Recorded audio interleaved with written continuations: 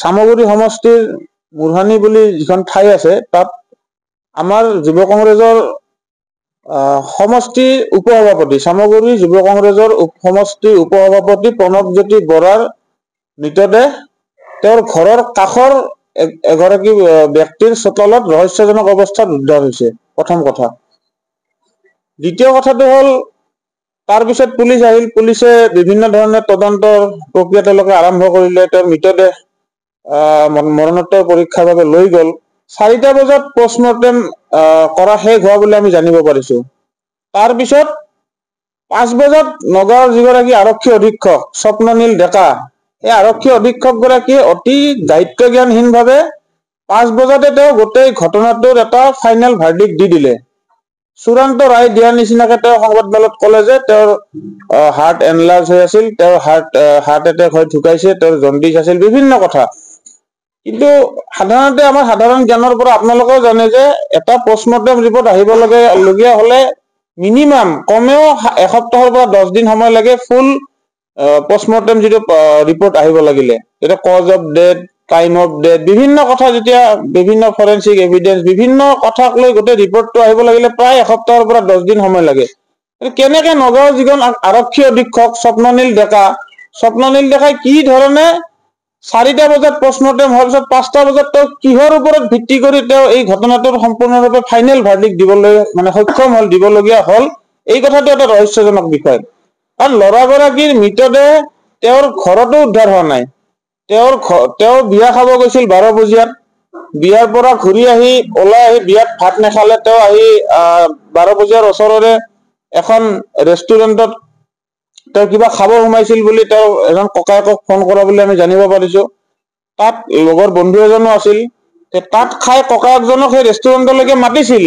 ককায়েকে যেতিয়া ৰেষ্টুৰেণ্ট আহি পালে, ৰেষ্টুৰেণ্ট আহি পোৱাৰ সময়ত তাৰ গাড়ীখন ওলাই যোৱা দেখিছে, তাক কল কৰিছে কিন্তু সি ফোন ৰিচিভ কৰা নাই।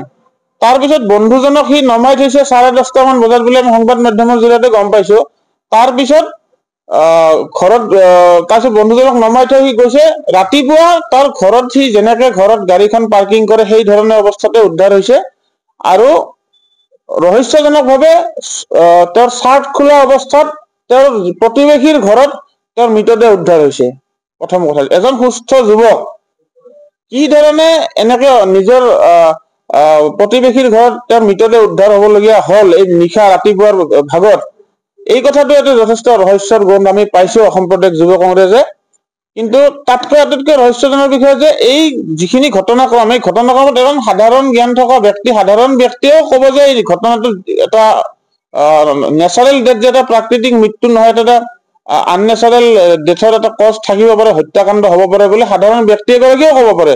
কিন্তু কিহৰ ভিত্তিত নগাঁৱৰ আৰক্ষী অধীক্ষক স্বপ্ননীল ডেকাই 4টা বজাত পোষ্টমৰ্টেম হোৱাৰ পিছত 5টা বজাত তেওঁ প্ৰেছ মিট দি এই কথাটো ঘোষণা কৰিবলগীয়া হ'ল? কাৰ হেঁচা আছে ইয়াত?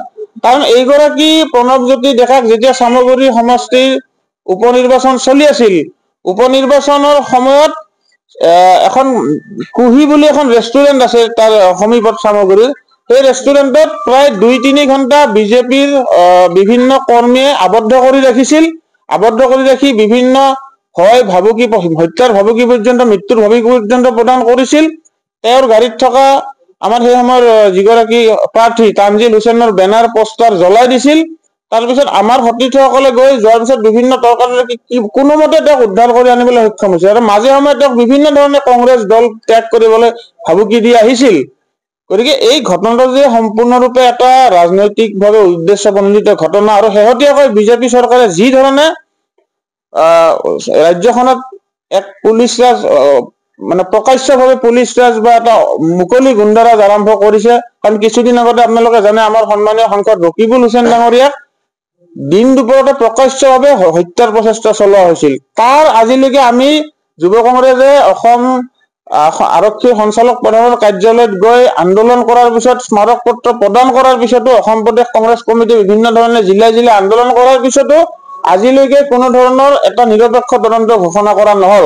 এগৰাকী সাংসদ, নিৰ্বাচিত জনপ্ৰতিনিধি এগৰাকীকে যদি দিন দুপৰত এনেকৈ আক্ৰমণ কৰিব পাৰে, হত্যাৰ প্ৰচেষ্টা চলাব পাৰে, এগৰাকী সাধাৰণ যুৱ কংগ্ৰেছৰ সমষ্টি সভাপতিক যে হত্যা নকৰিব, মানে এই কথাটোৰ কোনো মানে নাই। তেওঁক আমি সম্পূৰ্ণৰূপে এই ঘটনাটো যে ৰাজনৈতিকভাৱে উদ্দেশ্য প্ৰণোদিত, তেওঁক যে হত্যা কৰা হৈছে এই কথাটো আমি প্ৰায় নিশ্চিত। তেওঁক কাৰণ আগৰ যিখিনি ঘটনাক্ৰম, তেওঁক যি ধৰণে ভাবুকি দিয়া হৈছিল বিজেপিৰ কৰ্মীৰ দ্বাৰা, বিজেপিৰ কৰ্মীয়ে তেওঁক যি ধৰণে আবদ্ধ কৰি ৰাখিছিল, এই গোটেই কথাটোৱে এটা ৰহস্যৰ মাজলৈকে এই ঘটনাটোক লৈ গৈছে।